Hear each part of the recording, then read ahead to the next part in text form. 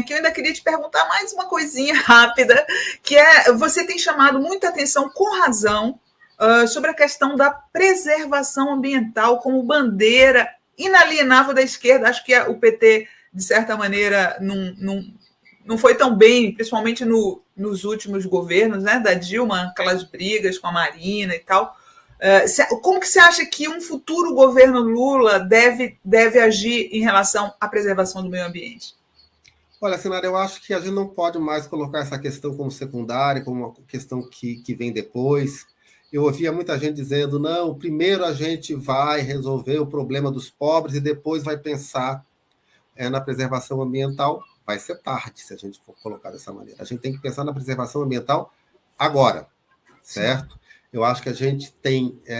eu não sou especialista nisso, tá? É um negócio extremamente complexo, mas a gente vai ter que priorizar em termos de políticas, em termos de verbas e em termos de negociação internacional, certo? Porque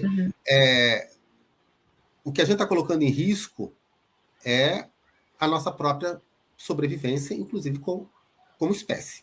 Então, eu acho que tem que ter uma política de desmatamento zero nas áreas sensíveis do Brasil, que é a Amazônia, mas também é o Pantanal, parte do Cerrado, parte da Mata Atlântica. E isso só é possível se você tiver, de um lado, as forças da repressão do Estado agindo corretamente para impedir a grilagem, impedir o uso ilegal dessas terras, e, por outro lado, as forças do suporte social do Estado, dando condições de vida para que essas populações não mergulhem no desespero. Daí é claro que uma pessoa desesperada não vai pensar primeiro na preservação do meio ambiente. Isso tem que ser a prioridade. É uma prioridade, não vou dizer que é a prioridade número 1, mas uma das prioridades número 1 de qualquer governo. Eu vejo, por causa do peso que está tendo, tanto internacionalmente quanto nacionalmente, eu vejo uma sensibilidade maior das lideranças da esquerda brasileira hoje em relação a essa temática. O próprio presidente Lula tem feito declarações que colocam essa temática com mais prioridade do que teve nos governos dele. É claro que, por outro lado, vai ter uma série de pressões contrárias, né? Porque, enfim, a gente sabe como são os governos do Lula, que é aquele coração de mãe, vai entrando todo mundo na base de apoio. Mas isso tem que ser uma fronteira, quer dizer, não dá para ceder às pressões daqueles que são os aliados dos grileiros, dos matadores, dos pecuaristas irresponsáveis. E daí tem que ter uma conexão também com as forças internacionais. Eu acho que é claro que a soberania sobre a Amazônia é importante, mas, por outro lado, a soberania não significa que você não possa cobrar dos países ricos a parcela de ajuda que eles nos devem, porque essa preservação interessa para eles também. E eu acho que se a gente tiver uma diplomacia que seja uma diplomacia altiva, uma diplomacia independente, como a gente esteve sempre no Brasil, infelizmente agora não, mas se a gente tiver uma diplomacia dessa forma, a gente tem condições de negociar isso de uma maneira perfeitamente compatível com a manutenção da nossa soberania. Não há, em suma, evidentemente não tenho receita, mas acho que isso a gente tem que ter clareza. Isso é uma prioridade. Isso não pode ser colocado de escanteio de forma nenhuma. E agenda mundial, né? Pelo amor de Deus. Luiz... A gente sofre crítica, eu já falei, por 3 fatores, né? Eu sempre repito. Existe a questão política, o nosso é um governo de direita, né? A maioria das pessoas, né, que tem realmente uma consciência ambiental maior são de esquerda, então há crítica política embutida nisso aí. Tem a questão econômica, né, sempre uma busca de uma barreira em relação à pujança do nosso agronegócio, querendo dizer que ele provém de área desmatada da Amazônia, que não é uma realidade, e, óbvio, a questão ambiental embutida. Então, eles mesmos reconhecem, né, que quem tem consciência ambiental é a esquerda.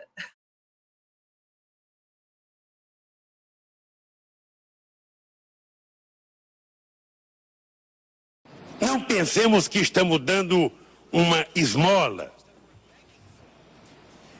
porque o dinheiro que vai ser colocado na mesa é o pagamento pela emissão de gás de efeito estufa feitas durante 2 séculos por quem teve o privilégio de se industrializar primeiro.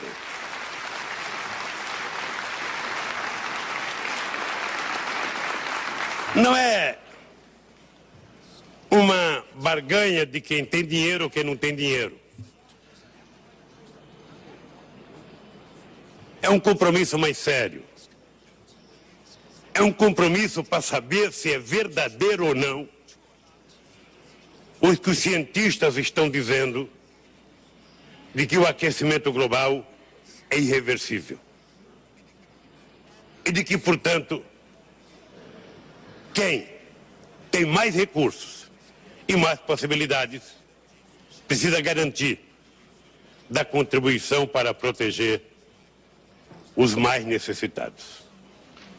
Todo mundo se colocou de acordo que precisamos garantir os 2% de aquecimento global até 2050. Até aí, todos estamos de acordo.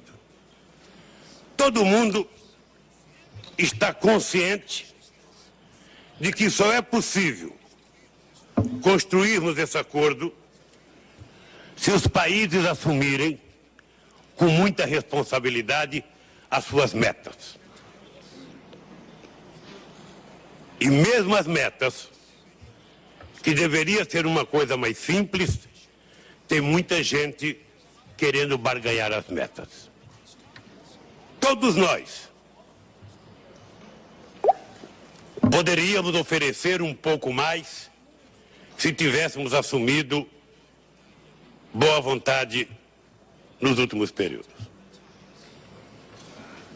Todos nós sabemos de que é preciso, para manter o compromisso das metas e para manter o compromisso do financiamento, a gente, em qualquer documento que for aprovado aqui, a gente tem que manter os princípios adotados no Protocolo de Quioto e os princípios adotados na Convenção Quadro. Porque é verdade que nós temos responsabilidades comuns, mas é verdade que elas são diferenciadas. Eu não me esqueço nunca que quando tomei posse em 2003, o meu compromisso era tentar garantir que cada brasileiro ou brasileira pudesse tomar café de manhã, almoçar e jantar. Para o mundo desenvolvido, isso era coisa do passado. Para a África, para a América Latina e para muitos países asiáticos, ainda é coisa do futuro. E isso está ligado à discussão que estamos fazendo aqui. Porque não é discutir apenas a questão do clima, é discutir desenvolvimento e oportunidades para todos os países.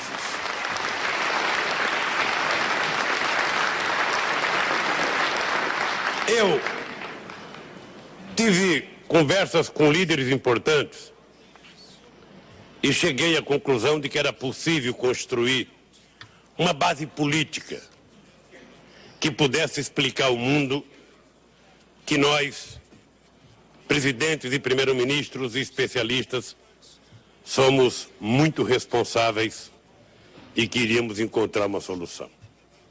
Ainda acredito, porque eu sou excessivamente otimista. Mas é preciso que a gente faça um jogo não pensando em ganhar ou perder. É verdade que os países que derem dinheiro têm o direito de exigir a transparência. Tem direito até de exigir o cumprimento da política que foi financiada. Mas é verdade que nós precisamos tomar muito cuidado com essa intrusão nos países em desenvolvimento e nos países mais pobres. A experiência que nós temos, seja do Fundo Monetário Internacional, ou seja do Banco Mundial, nos nossos países, não é recomendável que continue a acontecer no século XXI. O que nós precisamos, e vou dizer de público uma coisa que eu não disse ainda no meu país, não disse à minha bancada e não disse ao meu Congresso. Se for necessário fazer um sacrifício a mais, o Brasil está disposto a colocar dinheiro também para ajudar os outros países.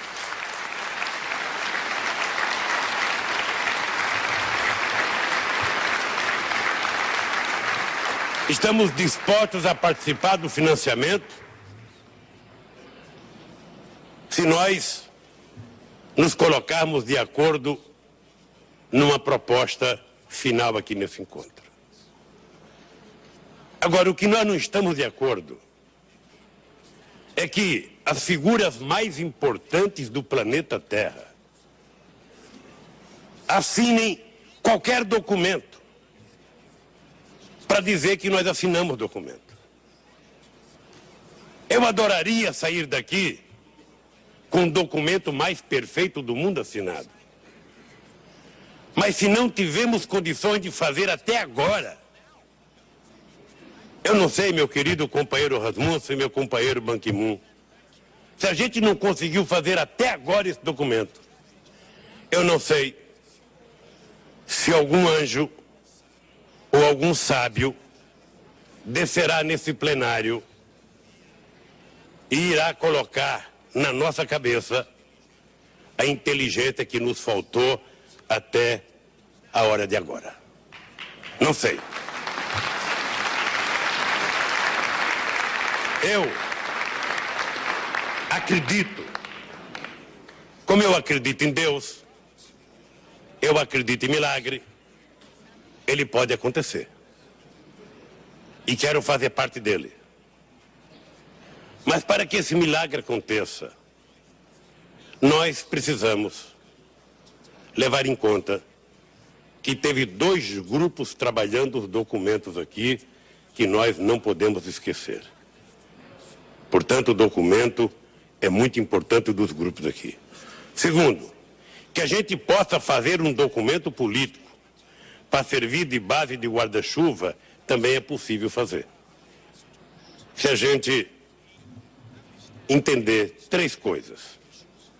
Primeiro, Kyoto, Convenção Quadro, MRV não pode adentrar a soberania dos países. Cada país tem que ter, sabe, a competência de se autofiscalizar e, ao mesmo tempo, que o dinheiro seja colocado para os países efetivamente mais pobres. O Brasil não veio barganhar. As nossas metas não precisam de dinheiro externo. Nós iremos fazer com os nossos recursos.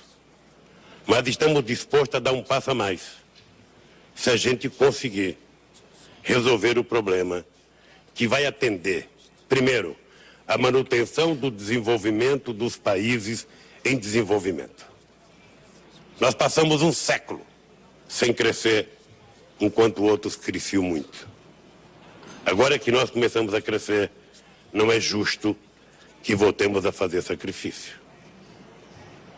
No Brasil ainda tem muitos pobres. No Brasil tem muitos pobres. Na África tem muitos pobres. Na Índia e na China tem muitos pobres. E nós também compreendemos o papel dos países mais ricos. Eles também não podem ser aqueles que vão nos salvar. O que nós queremos é apenas conjuntamente, ricos e pobres, estabelecermos um ponto comum que nos permita sair daqui orgulhosos